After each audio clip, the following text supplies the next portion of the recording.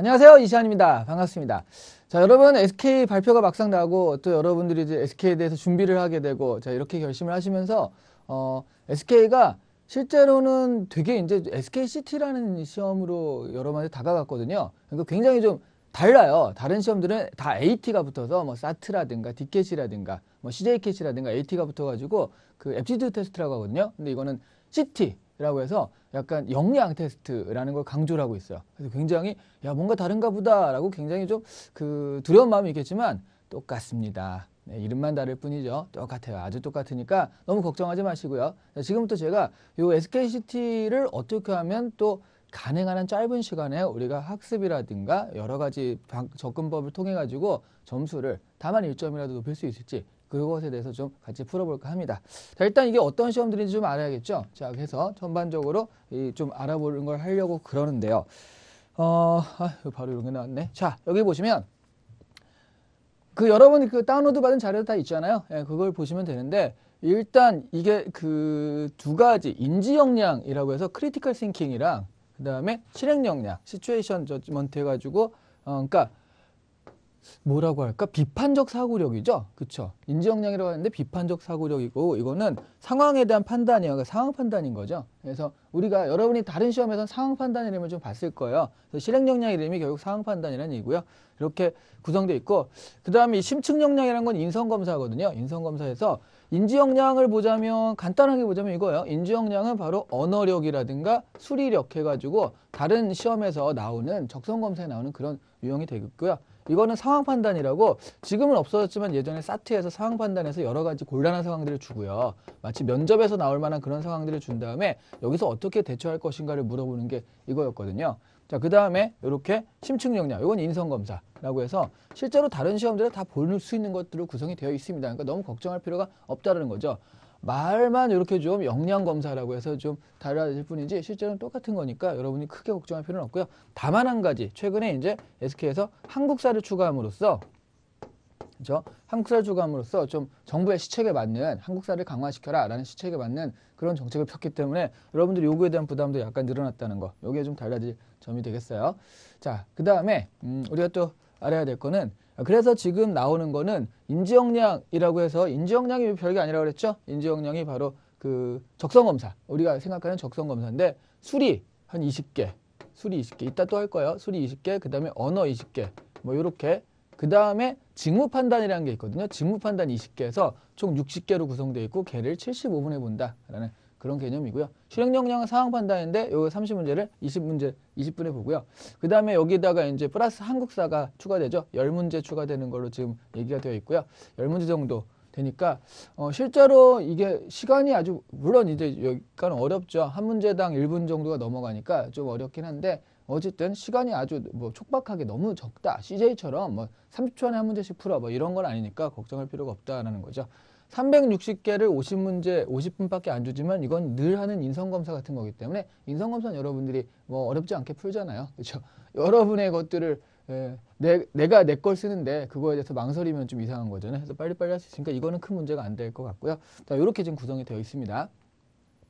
구체적으로 보자면 그러면 이제 어떤 것들이냐라고 했을 때 자, 실행 역량과 인지 역량 크게 이렇게 두 가지로 나눈다고 그랬죠. 실행 역량 그러니까 특이하게 다른 시험들은 그 언어부터 1교시가 언어거든요. 그래서 상황판단 같은 경우는 약간 인성검사 같은 거에서 뒤쪽으로 보는데 얘는 이거부터 보더라고요. 그래서 실행 역량 30분이나 20분을 보는데 상황판단 유형의 문제예요. 좀 이따가 이제 샘플을 보면서 알겠지만 주어진 상황, 약간 곤란한 상황이거든요. 면접에서도 나올 만한 그런 상황들이에요. 상황들을 준 다음에 가령 상사가 뇌물을 받는데 이걸 어떻게 할 것인가, 뭐 이런 것들을 어떻게 할 것인가에 대한 문제들을 뭐 1번, 2번, 3번, 4번에서 객관식으로 풀어가는 문제입니다. 그다음에 인지역량은 수리, 보세요. 수리, 언어, 많이 보던 것들이잖아요. 그렇죠? 수리 같은 경우엔 자료 해석과 방정식이에요. 여기서 수출이가 나올 것인가 안 나올 것인가 했는데 사실 SKCT가 여기 그 전에 SK 검사를 했지만 그전과 좀 다르게 2013년 하반기 때 확 바뀐 거거든요. 이걸로 처음 나온 거라서 시행한 지가 얼마 안 돼요. 그전에는 좀 완전 다른 스타일로 나왔었거든요. 자, 그래서 수출이 나올 것인가 안 나올 것인가 다들 궁금해했는데 역시 수출이 안 나오고 자료 해석과 방정식으로 주로 나왔어요. 샘플을 발표한 문제도 자료 해석 문제고 해서 근데 방정식 문제가 저번엔 좀 더 많았다거든요. 비슷하니까 그래서 자료 해석 문제가 앞으로는 좀 더 많아지지 않을까 싶습니다. 그 샘플을 발표한 건 어쨌든 자료 해석이니까요. 그다음 수출이도 지금은 안 나오긴 했지만 언제 나와도 뭐 이상할 게 없는 것들이니까 이것도 뭐 어차피 다른 기업들 했잖아요. 수출이도 나올 수 있다 정도이지만 실제로 여태까지는 뭐 수출이는 아직 안 나왔고 자료 해석과 방정식으로 구성되어 있어요. 수출이네. 그 다음에 언어는요. 여기 보시면 얘네들이요. 그러니까 시간이 괜찮아요. 이 정도면 괜찮고요. 주제, 일치, 추론 문제 등의 비문학 문제, 그러니까 실용문 읽기 문제라는 거죠. 실용문 읽기인데 이런 것들을 충분히 시간 1분 이상을 주다 보니까 이게 한제시문 한 문제 해가지고 좀 긴, 그죠? 다른 사트, 옛날 사트나 이런 데 보면 한제시문에 뭐 4문제, 3문제도 나올 정도의 길이를 그냥 한제시문 한 문제 주고 그대로 풀어가는 주제나 일치나 추론 문제 등을 풀어가는 그런 유형의 문제다라고 할 수 있어요. 그래서 가장 전형적인 우리가 언어하면 이거구나 하고 전형적으로 알고 있는 그런 문제죠. 자, 여기에다가 플러스 퀴즈 문제까지 해서 이것만 하면 너무 쉽잖아요. 그래서 퀴즈 문제가 언어 퀴즈라는 이름으로 들어가거든요. 언어 퀴즈다 보니까 이게 되게 여러 가지 그 상황적인 거 말고요. 좀 그 연쇄론법이라든가 논리 퀴즈라든가 그런 거에 좀 집중이 되어 있긴 한데 자, 언어 퀴즈까지 들어가서 언어가 구성되어 있어요. 여러분 추리가 빠지니까 좋다 싶으셨죠? 아닙니다. 여기서 이제 여러분의 허를 찌르는 여기서 살짝 들어가는 식으로 들어가 있고요. 그 다음에 이 직무 판단이 제일 특이한데요. 지금 이것을 보시면 그 직무 판단이 여러 가지 마케팅 직무, M 유형, 뭐 R&D, R 유형 해가지고 몇 가지 직군들이 있거든요. 이 직군들에 맞춰가지고 이 직무 판단 문제가 조금씩 달라요. 그래서 그 20문제잖아요. 10문제, 10문제 이렇게 되는데 10문제는 공통이라고 보시면 되고요. 이 공통 문제가 이제 명제 문제라든가 여기는 이제 추리 문제나 명제 문제 비슷하게 나오죠. 여기서도 이제 다시 한번 추리적인 부분을 물어보게 되거든요. 그래서 10문제. A와 B를 합치면 새로운 C라는 결론을 이끌어내는 게 이제 명제, 거기서 이제 참이냐 거짓냐를 찾아내는 게 명제 문제라면 이게 공통으로 나오기 때문에 일단 우리가 요거를 좀 학습을 해야 될 것 같고요. 요 10문제는요, 여기에 따라서 전공적인 지식이 들어가요. 그래서 다 달라. 다 다른데, 가령 마케팅 직무 같은 경우에는 경제, 경영, 상식에 대한 부분들, 그런 것들이 좀 들어가게 되고요. R&D라든가 이런 거 과학 있죠. 그 엔지니어링 파트라든가 이런 거는 오히려 과학을 물어봐요. 10문제 정도를. 그래서 이거는, 뭐 다 이렇게 한꺼번에 하기 힘들겠고 그냥 자신의 전공이나 직무, 내가 이제 선택하는 직무 있죠? 거기에 따라서 나오는 형태들을 좀 이렇게 보셔야 되지 않을까 싶은데요. 자신의 전공에 맞춰서 하시면 되고요. 그 전공이 아마 어려운 건 아니고요. 뭐 그 대학교 4학년 때 나올 만한 그런 얘기들이 아니고 대학교 1학년이나 1학년 때 전공을 안 배우죠. 1학년 때 전공 기초 같은 거 있잖아요. 그렇죠? 그거랑 2학년 정도 하시면 충분히 할 수 있을 정도의 난이도로 나오고 있다는 거죠. 자, 그래서 이렇게 구성이 되고 자, 여기다가 바로 하나 추가돼서 한국사 10문제가 추가가 됩니다. 그래서 한국사 10문제 같은 경우에는 이런 거죠. 이 한국사 10문제를 위해서 지금 따로 공부를 해야 되느냐라고 한다면 참 애매하잖아요. 그렇죠? 그래서 제가 추천하는 건 이 한국사 문제 같은 경우는 다른 거 우리가 사실은 다 했거든요. 사트라든가 아니면 다른 것들을 공부하면서 다 했는데 한국사는 따로 하진 않았어요. 그렇죠? 근데 지금 그 SK 같은 경우에는 좀 그 발표부터 여기까지 시간을 좀 주기 때문에 아예 안 하기도 그렇고 좀 애매하죠. 그래서 이런 건 저는 이제 수능 교재 있죠. 수능 교재 중에 EBS 교재 있어요. EBS 교재 하나 정도 사서 왜냐면 EBS 교재는 10,000원을 안 넘거든요. 6,800원 막 이러니까 싸거든요. 그래서 이거 하나 정도 사가지고 거기 앞에 정리된 거 그 요만한 두께짜리 있거든요. 제가 지금 딱 어떤 책이다라고 말하기는 좀 그렇지만 어쨌든 그거 하나 사가지고요. 그 앞에 있는 거 정리하는 거 보고 거기에 맞춰서 평가 문제도 있으니까 평가 문제 풀어보고 하시면은 좀 괜찮지 않을까 싶은 게요. 사트나 이런데 그러니까 삼성의 한국사 같은 경우에는 좀 특이하게 나오겠지만 여기는 그 샘플 문제로 발표된 걸 보면 약간 그 되게 좀 전형적인 어떤 교과형 문제, 그러니까 안에 내용들을 학습하고 이렇게 푸는 그런 문제들이라 좀 풀어볼 필요가 있다라는 거죠. 뭐 한국사 자격증이라든가 뭐 2급 뭐 이런 거 있으면은 상관없겠는데 그 없으시다면 이런 부분, 그러니까 수능 그 EBS 교재 그런 거 한번 보시면 좀 준비가 되지 않을까 싶습니다. 자, 이렇게 대강 한번 살펴봤고요. 좀 구체적으로 들어가 볼게요. 그러게 하기 전에 이걸 해야 되는군요. 고득점 비결. 중요한 거잖아요. 그렇죠? 고득점을 해야 되니까 우리 이왕 보는 거 저득점은 싫으니까요. 자, 어떻게 하면은 요게 나올 것인가?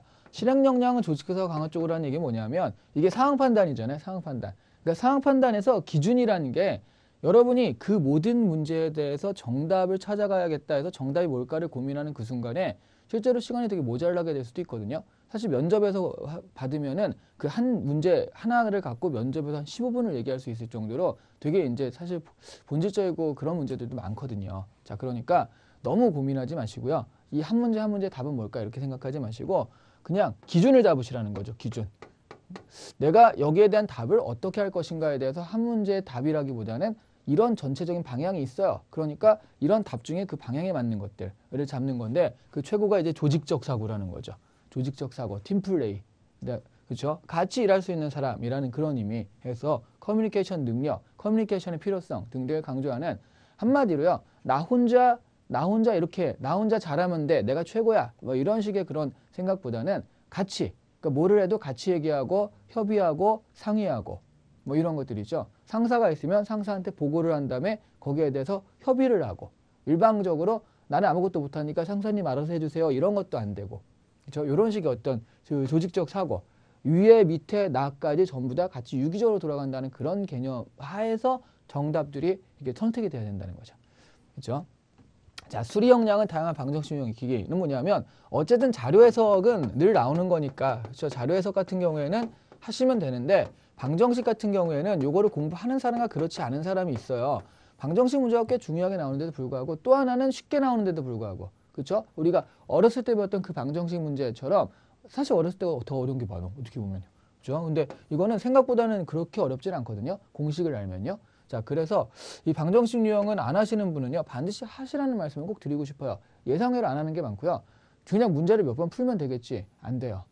아니, 소금 문제를 계속 푼다고 해서 내가 소금 문제 공식을 모르는데 이걸 한 100문제 풀면 이제 나중에 아, 이거였구나 하고 알겠죠. 근데 공식을 모르는 상태에선 뭐 50문제, 20문제, 10문제 풀어가지고는 유형만 익혀가면 안 되는 거니까 일단 공식을 알아야 돼요. 공식을 알고 그 다음에 적용하고 하는 연습들을 해야 되니까 요거 문제 안 하신 분은 꼭 해보시라. 특히 이제 문과형들 있죠. 문과형들 같은 경우에는 꼭 해보시라는 말씀을 꼭 드리고 싶고요. 자료 해석은 난이도가 자료 해석 같은 경우에는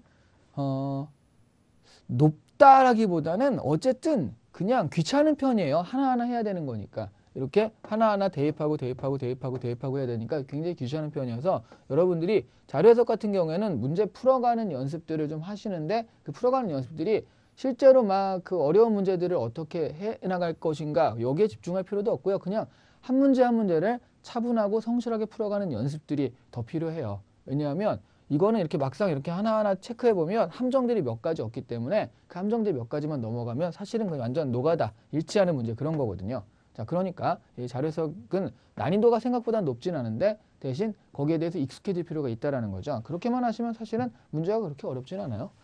자, 언어 같은 경우에는 제시문이 생각보다 긴 거예요. 생각보다 길기 때문에 여러분이 그 수능 같은 거 볼 때 이렇게 뭐 일치 문제 나오면 이렇게 해가지고 한 두세 번 보고 2번 한다면 또 두세 번 보고 3번 한다면 두세 번 보고 이런 식으로 풀어갔기 때문에 이런 거죠. 되게 많이 읽어요. 한 대여섯 번 읽는데 무슨 얘기인지 하나도 몰라요.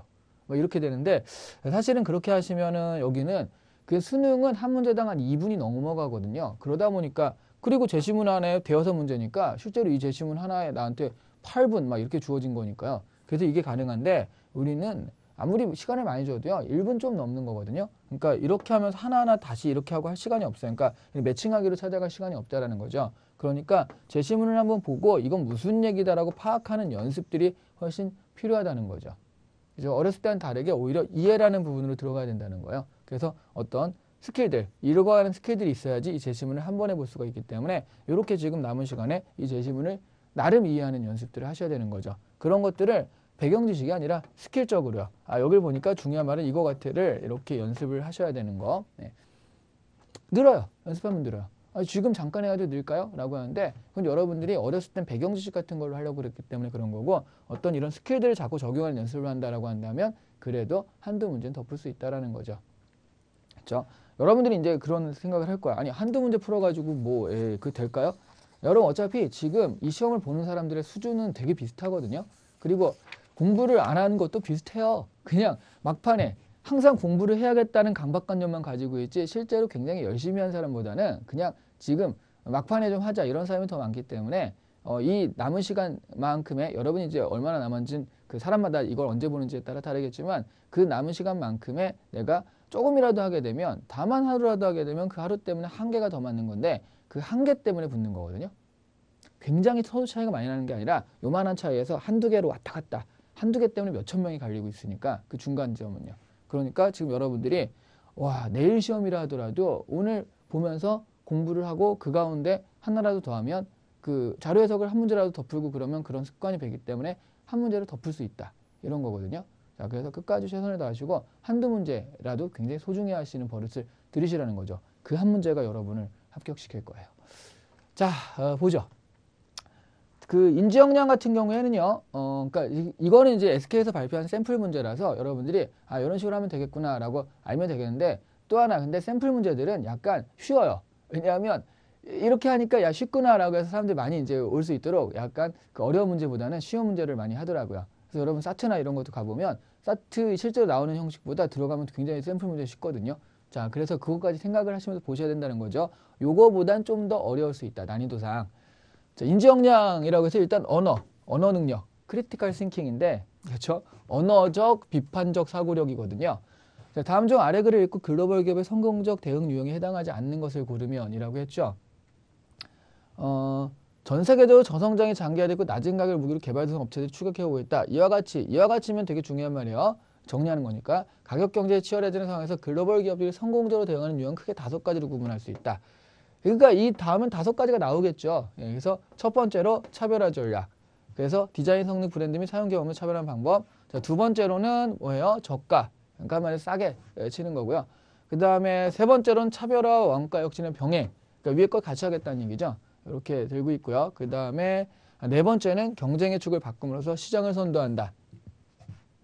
뭐 대표적으로 저런 게 되겠죠. 그 노트북 시장 이런 걸로 이제 한계가 있으니까 애플이 태블릿 PC 같은 거를 그 아이패드 뭐 이런 걸 갖고 나옴으로써 완전히 좀 다른 시장을 만들어 버렸잖아요. 그런 것들이 있을 것 같고요. 그 다음에 마지막으로는 제품만 팔다 경쟁인 범위를 솔루션으로 확장하면서 경쟁을 높이는 경우. 자, 이런 식으로 그 5가지를 들고 있어요. 근데 성공적 대응용에 해당하지 않는 것을 고르면 해서 밑에 보니까 A식품은 캡슐 커피라는 신제품을 통해 새로운 커피 시장을 창출할 수 있었다.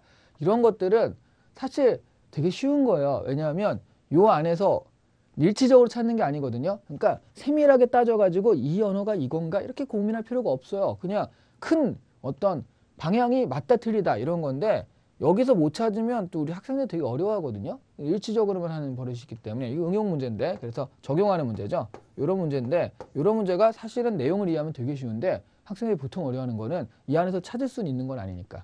그죠? 자, 한번 봅시다. 캡슐 커피라는 신제품을 통해 새로운 커피장을 창출할 수 있었다라고 해서 완전히 뭐 좀 새로운 어떤 것들을 가지고 나오는 거거든요. 그렇죠? 그래서 요거는 캡슐 커피가 없었잖아요. 그래서 완전히 새로운 그 믹스 커피만 이런 거는 한계가 있으니까 경쟁의 축을 아예 바꿔가지고요. 요즘 캡슐 커피도 다양해졌더라고요. 캡슐 머신도 싸지고 해가지고 캡슐 커피 이만큼 사면 캡슐 머신 주고 막 이런 식으로 하다 보니까 이것도 이제 경쟁이 좀 치열해지긴 했는데 처음 나올 때 어쨌든 신선했어요. 자, 비항공사는 필수 서비스만 남기는 파격적 혁신을 우수한 영업 실적을 기록했다. 필수 서비스만 남기니까 이게 어떻게 되겠어요? 아무래도 좀 싸질 수가 있겠죠. 그래서 아마 요거 저가로 맞대야 돼 전체적인 구조를 통한 원가 혁신을 해가지고 이렇게 할 수 있는 게 요거겠죠. 그죠? 네. 그 다음에 C사는 시계를 기능성 제품보다 패션 아이템을 인식하는 전략을 구사했다. 이런 거는 아마 요거 아닐까요? 차별화 전략인데 디자인 성능 브랜드 및 사용 경험들 해가지고 야 이거는 시간은 뭐 핸드폰이 충분히 알려주니까 시계는 멋으로 차라 이렇게 좀 패션 아이템을 인식시키는 이런 방법들. D사는 최근 IT 기기 판매 대신 기업들이 IT 서비스 및 컨설팅 주력을 하고 있다. 그러니까 요거죠. 솔루션으로 확장하는 게. 우리가 대표적으로 IBM 같은 경우가 옛날에 IBM PC 팔다가 요즘엔 주로 기업에 이런 것들을 하고 있죠. 자, 이사는 신제품 홍보에 온라인과 오프라인을 골고루 활용해 고객의 주목을 받고 있다. 자, 이거는 홍보를 열심히 하겠다는 얘기잖아. 그러니까 이 안에는 없는 얘기죠. 차별화 전략이라든가 이런 게 아니라 기존에 있는 제품들을 그냥 신제품이긴 하지만 기존의 어떤 그런 제품들을 갖다가 열심히 홍보해가지고 이렇게 팔아 치우겠다 이런 얘기다 보니까 그냥 하던 걸 되게 열심히 하는 거지 이 새로운 전략들은 아니라고 할 수 있죠. 그래서 답은 5번이 돼요. 자, 이런 식의 문제들이라는 거죠. 낯설지 않죠? 저런 거 우리 수능이나 이럴 때 많이 봤던 문제들 있잖아요. 자, 그 다음에 우리 또 그 수리적 비판적 사고력. 수리적 비판 사고력? 네, 수리 비판적 사고력. 뭐 어쨌든 그런 겁니다. 자, 여기 보시면 이것도 어디서 많이 봤죠? 뭐예요? 자료 해석이라는 거예요. 그러니까 지금 되게 이제 CT라는 말을 써가지고 또 크리티컬 싱킹 해가지고 되게 어렵게 보이지만 실제로 우리가 적성해서 그동안 다 했던 것들입니다. 그러니까 너무 어려워할 필요가 없다는 거죠. 자, 이건 어떻게 나왔느냐. 아래 표현은 공공반도체 올해 3분기까지 판매 수치 나와 있다. 공공반도체는 표에 나온 4가지 제품을 취급한다고 할 때 다음 중 옳지 않은 설명 골라라. 옳지 않은 거예요. 그러니까 나머지는 다 맞는 거고 하나만 옳지 않다 이런 얘기인데, 자 보니까 제품이 A부터 D까지 제시되어 있고요. 분기별 판매량이 1분기, 2분기, 3분기. 자, 판매량, 그 다음에 이거는 분기별 판매액 해가지고 1분기, 2분기, 3분기 이렇게 되어 있다는 거죠. 자, 1번 1분기부터 3분기까지 판매액 합계 상위 2개 제품은 A와 C다. 판매액이니까 어딜 봐야 돼요? 여길 봐야겠죠? 그래서 1분기부터 3분기까지 판매액 합계니까 다 합친 거예요. A와 C라고 하니까 이게 이제 A고요. 요게 C인데 이게 상위 2개 제품이냐라고 한다면 다 더해도 되지만 가만히 보시면요. 160, 110, 80이니까 다른 수치랑 비교해보면 월등히 많거든요. 얘가. 그렇죠? A가 제일 잘 나가는 상품인 것 같고요. 그 다음에 얘를 보면 비슷한 게 이제 이거잖아요. 130에다가 160, 80, 70이니까 이거보다 크고 얘도 130에 100, 100에 90, 45에 80이니까 이거보다 크죠. 그러니까 이 A와 C가 상위 2개 제품인 거 맞잖아요. 그렇죠? 이런 것들은 여러분이 하나하나 다 계산해가지고 몇 시다 이렇게 하면은 시간이 없어요. 이런 식으로 빨리 볼 수 있으면 그 어림산을 해야 된다는 거죠. 두 번째, 2분기에 전분기 대비 판매량 판매액 모두 증가한 제품은 A뿐이다. 2분기에 전분기 대비. 그러니까 자 A 보시면 70에서 100으로 증가했죠. 그죠? 그 다음에 판매량 판매액이니까 80에서 110으로 증가했죠. 판매량 다 증가했어요. 근데 B는 떨어졌고요. 그 다음에 이것도 떨어졌네요. 떨어졌고요. C는 얘는 올랐죠. 자, 그런데 D는 40에서 70으로 올랐고요. 그 다음에 40에서 90으로 올랐기 때문에 A뿐 아니라 그리고 D도 있다는 거죠. 그럼 틀렸죠. A뿐이라고 했으니까 틀렸죠. D까지 있으니까요. 자, 3번 1분기보다 2분기, 2분기보다 3분기의 제품의 평균 판매 단가가 높았다. 자, 그러니까 2번을 답으로 하면 사실 3번 할 필요가 없거든요. 그래서 좋은데 보통 이건 착한 사람들이 냈기 때문에 그러니까 샘플 문제라서 되게 착하게 낸 거고요. 실제로는 이런 것들이 앞에 가 있어요. 그래서 다 하게 만들어요. 1분기보다 2분기, 2분기보다 3분기의 제품의 평균 판매 단가가 높았다. 평균 판매 단가니까 자, 그러면 개당 판매액이잖아요. 그렇죠? 개당 판매액이니까 판매액을 개로 나눠야죠. 자, 이런 판매액이 275니까 얘는 250으로 나누면 250분의 275에서 개당 단가가 나오죠. 자, 그럼 얘는 300분의 360. 그다음에 얘는 400분의 520에서 개당 단가가 나오는데 이게 보시면 요건 좀 1에 가깝고 점점점 요 차이가 뜨니까 확실하게 1보단 1점 몇 배, 1.2배, 1.3배 뜨니까 요게 이제 많아지는 거잖아요. 그러니까 3번은 맞거든요. 평균 단가가 점점 높아지는 건 맞거든요. 근데 아까도 말씀드렸지만 이렇게 바뀌어 있을 가능성이 훨씬 많아요. 실제 문제를 낼 때는. 그래서 이걸 다 하게 만드는 그렇게 그 시간을 버리게 만드는 그런 게 있다는 거죠. 4번 3분기 A 제품의 판매량과 판매액 모두 전체의 3분의 1을 넘었다. 3분기 A 제품의 판매량과 판매액 모두 전체의 3분의 1. 자, 요거 140과 160인데 요게 400을 비교해 보면 이게 3배를 하면 3일은 3, 40이니까 420이잖아요. 그러니까 400의 그 3분의 1을 넘은 건 맞죠? 그다음에 얘를 3배를 하면 3일은 3, 6, 18, 3 하니까 520보다는 더 넘은 거 맞죠? 그러니까 3분의 1을 넘었다라고 할 수 있어요. 자, 그 다음에 5번 B제품은 2분기에 판매량과 판매액이 모두 일시 감소해 3분기에 회복되었다. B제품은 이렇게 돼서 회복되었고요. 이렇게 해서 회복된 거 맞죠? 그러니까 5번도 맞죠. 자, 그래서 정답은 2번만이요. 자, 이렇게 풀어갈 수 있는 문제랍니다. 근데 사실 이 문제는 조금 약간 좀 더 보완을 해야 돼요. 왜냐하면 3분기 A제품의 판매량과 판매액 모두 전체의 3분의 1을 넘었다라고 하니까 이거랑 비교해서 3분의 1을 넘었는데 이 모두라는 말을 A제품을 1분기, 2분기, 3분기까지 이렇게 합쳤을 때 뭐 이렇게 볼 수 생각할 수도 있거든요. 이렇게 생각할 수도 있기 때문에 헷갈리는 여지가 되게 있다라는 거죠. 이렇게 보자면. 그렇죠? 그래서 이런 것들은 좀 정확하게 그 구분을 해줘야지 약간 그 수험생들이 안 헷갈리지 않을까 싶어요. 자, 그 다음에 실행역량으로 가볼게요. 자, 실행역량은 이런 거거든요. 그러니까 이게 뭐냐? 그 상황 판단이라는 것 자체를 아마 예전에 2013년 이전만 해도 사트에서 상황 판단이 나왔기 때문에 이제 우리 취준생들이 상황 판단하는 거를 익숙해 했거든요. 근데 사트에서 없어지면서 상황 판단이 뭔데라고 처음 보는 사람도 꽤 많을 거예요. 이런 거죠. 그래서 제가 면접에서 나올 만한 문제라는 게 이런 거예요. 사원 A는 우연히 팀장 B와 단둘이 식사를 하게 되었다. B는 A에게 요새 우리 팀이 많이 바빠 개인 시간이 없긴 하겠지만 그래도 사원들이 자기 개발에 신경을 쓰지 않는 것 같다고 불만을 털어놨다. 왜 하필이면 나한테? 그렇죠? 장기적으로 업무 능력을 향상시키기 위해 자기 개발은 꼭 필요하다고 역설하면서 혹시 A에게 팀원들이 자기 개발을 격려할 만한 방법이나 아이디어가 있으면 생각해보고 말해달라고 하였다. 사실 이렇게 너 자기 개발 좀 해. 너 좀 똑바로 살아라는 말을 돌려서 말한 게 아닐까 싶기도 한데요. 조직이 가장 좋은 결과를 얻으려면 다음 중 가장 바람직한 A의 행동은? 그러니까 조직원으로서 A의 행동이에요. 그러니까 팀장이 나한테 밥 먹으면서 이봐 우리 애들이 왜 이렇게 자기 개발 안 하고 애들이 좀 그렇게 사는 것 같지? 후지게 사는 것 같지? 어떻게 하면 잘 살 수 있을까? 어떻게 하면 애들이 그 스스로 이제 자기 개발도 하고 업무 능력을 향상시킬 수 있을까? 생각 있으면 좀 가져와봐. 라고 얘기한 거예요. 자, 어떻게 할 것인가? 1번. 자기개발 관련된 도서 목록의 활동 등을 작성해 사무실 곳곳에 묻혀놓는다. 가만히 있으면 그렇죠. 팀 전체 회의가 있을 때 자기개발을 위한 신한 스터디 모임을 추진하여 제안한다. A 자신의 자리에 자기개발 계획을 크게 붙여놓고 이를 실천하는 모습을 보여준다. 4번 다양한 자기개발 프로그램을 조사해 현재 조직상에 맞게 변경한 뒤 B에게 제안한다. 평소 여유 있을 때 자기개발을 위해 노력하자고 기회가 될 때마다 팀원들에게 얘기한다. 결과적으로는 이게 사실 뭐 다 괜찮잖아요. 나쁜 건 없잖아요. 그렇죠. 그러니까 여기서 틀린다라기보다는 아까도 얘기했잖아요. 조직적 사고. 이게 가장 중요한 기준이라는 거죠. 그럼 여기서 굳이 이 사람은 B는요. 생각해보고 말해달라고 했으니까 이런 것들을 말해달라고 한 거거든요.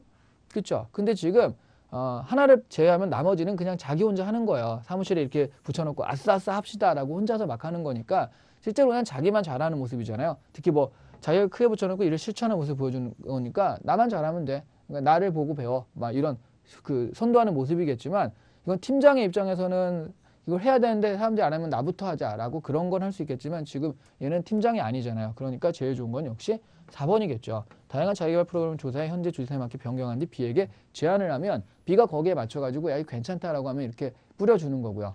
뭐 B의 이름으로 그렇죠? 뿌려주는 거고 이런 거지. 그러니까 이게 조직적 사고로서는 생각해보고 말해달라고 했고 그러면 나는 그 팀원의 입장에서는 이렇게 하는 게 그래도 좀 기준에 맞지 않을까 싶다라는 거죠. 하지만 정답은 없어요. 다른 것도 난 이게 좋아라고 하면 되는데 대신 이제 문제가 조직적 사고가 좀 떨어지겠죠. 아, 자기 혼자만 잘하는 사람이구나. 이렇게 되는 거니까. 사실 이거는 지금 그래서 좀 답이 좀 명확하게 있는 편이고요. 근데 이게 답이 한 2개 정도 될 때도 있어요. 아, 이것도 괜찮고 저것도 괜찮을 때가 있거든요. 그러니까 그때는 2개 중에 뭐가 돼도 그 조직적 사고나 큰 팀에 어떤 무리가 없으면 괜찮아요. 괜히 이거 둘 중에 정확히는 뭘까라고 고민하다가 시간이 다 가니까 그렇게 할 필요는 없고요. 그냥 이런 기준에만 맞는다라고 한다면 2개 중에 뭐 아무거나 해도 큰 상관이 없다. 대신 이제 자기 혼자만 잘한다. 나만 최고면 돼. 뭐 이런 식의 어떤 방법론적인 그런 것들이 있죠. 그러니까 나 혼자서 잘하는 독불장군 스타일 같은 경우는 약간 좀 배제가 되기 쉬우니까 이 상황 판단 문제는요. 정답을 찾는다기보다는 기준에 맞지 않는 오답을 버린다. 그 오답을 체크하지 않는다가 더 중요한 거예요. 그죠? 지금 이건 기준에 맞는 게 하나밖에 없었지만 실제로 기준에 맞는 게 2개, 3개일 수도 있을 때는 아무거나 해도 큰 상관은 없지만 기준에 안 맞는 오답을 하게 되면 문제가 생기는데 그게 주로 이제 뭐라고요? 예, 그게 이제 주로 저거라고. 그러니까 혼자서 뭘 잘한다. 이런 거라고요. 자, 그래서 이런 문제들이었고요. 심층 역량은 인성이거든요. 인성 그냥 하시면 되겠죠. 그래서 공적인 의사결정할 때 사적 이해관계 열매지 않는다. 이거를요. 전혀 그렇지 않다라고 말할 사람이 누가 있겠어요? 그렇죠? 그렇지 않다라고 말할 사람이 누가 있겠어요? 그러니까 다들 이거 아니면 이거거든요. 같은 팀에 있는 사람끼리는 각자 자신에 집중하면 된다. 요거는 이제 헷갈릴 수도 있는데 아까도 얘기했잖아요.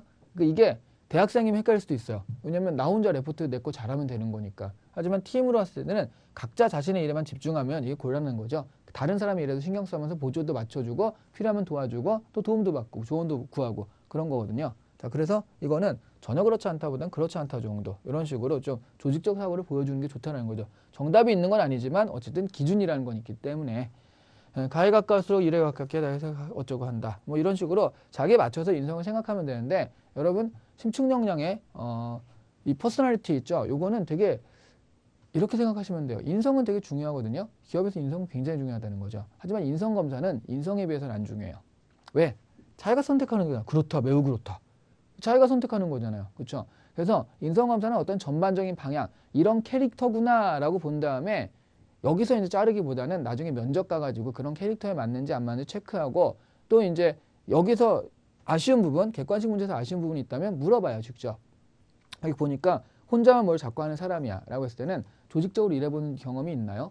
뭐 남을 위해서 배려하고 희생해본 적이 있나요? 라는 식으로 요구에 대해서 보조할 수 있는 걸 물어보기 때문에 사실은 면접이 이제 주관식 인성평가거든요. 거기에 대한 그 기초 자료를 쓸 때가 많다라는 거죠, 얘네들은.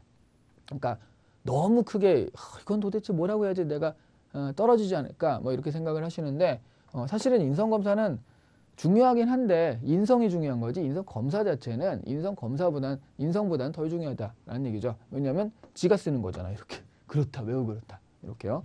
자 이게 이제 최근에 출제된, 최근도 아니죠. 이번 연도에 부랴부랴 출제하겠다고 해가지고 된, 한마디로 이제 정부에 맞추기 위해서 한 그런 한국 역사 문제예요. 근데 다른 것들은 한국 역사를 보니까 정말 뭐랄까 그 사트나 삼성이나 이런 역사들은 뭔가 교과적인 공부를 되게 열심히 한다기보다는 좀 상식적으로 풀 수밖에 없는, 그러니까 교과를 공부해도 좀 그런 거거든요.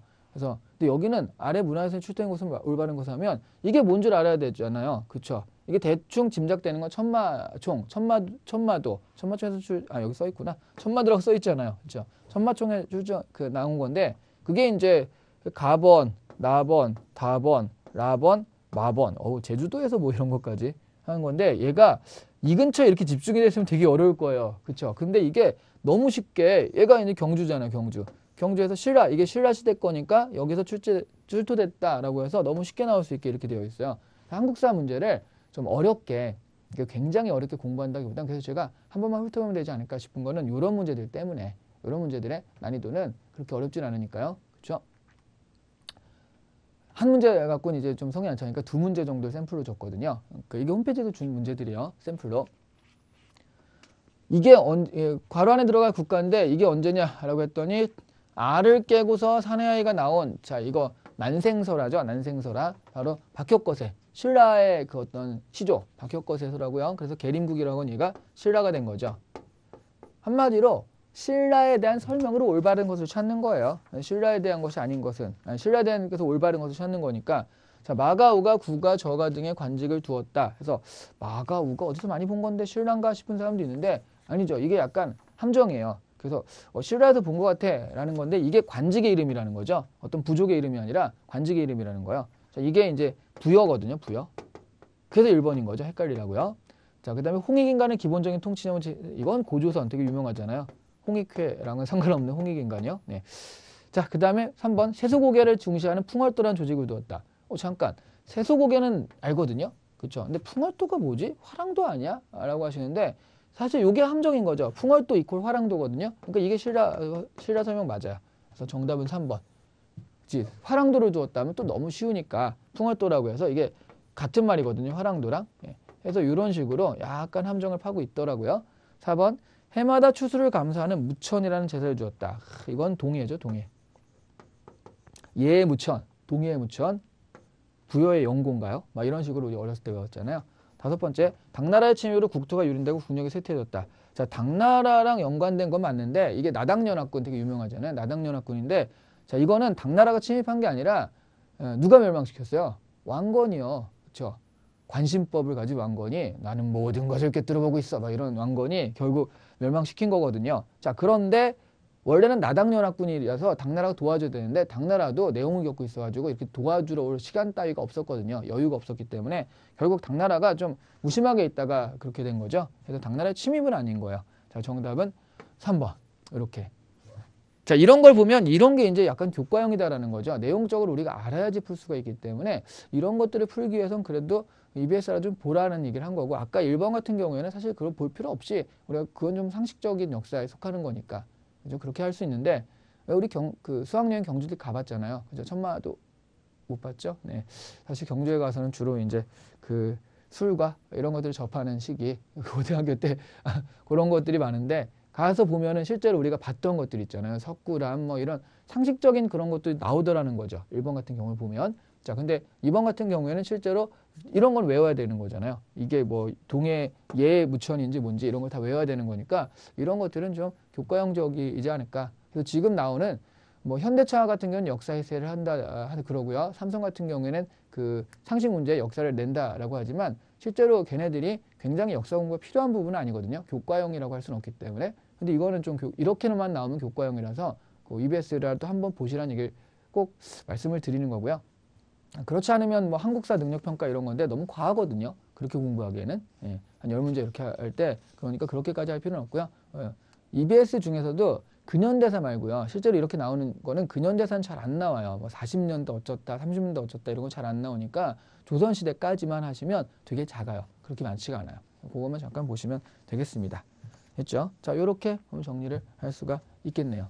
자, 해서 지금 여러분들이 SK 공부를 하시는데 지금 나온 것들이 이제 그런 건데 SKCT라든가 뭔가 좀 특이해 보여라고는 하겠지만 실제로 따져보니까 기존에 나왔던 어떤 적성 문제들의 약간의 변형도 아니죠. 적성 문제인데 이름이라든가 이런 형식들을 좀 바꾼 것뿐 특별히 다른 건 없거든요. 그러니까 그런 부분들 보통 SK의 적성은 이제 그 다른 적성을 보고 뒤에 볼 때가 많으니까 실제로 지금 많이 여러분들이 다른 적성을 통해서 좀 무장된 상태이기 때문에 그런 것들을 까먹지 않고 감각을 잊어버리지 않고 그냥 꾸준하게 적용해가지고 연습하는 것들 하시면 충분히 좋은 점수 나올 수 있거든요. 대신 다른 사람들도 마찬가지라는 거죠.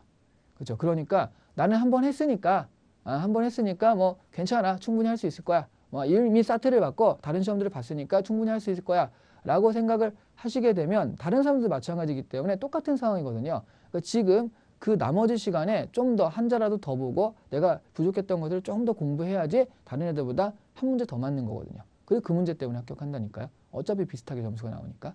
자, 그래서 끝까지 방심하지 마시고요. 한 문제라도 더 맞추기 위해서 노력을 하자는 거죠.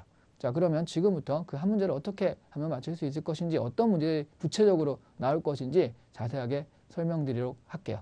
자, 이제 한번 떠나보도록 할게요.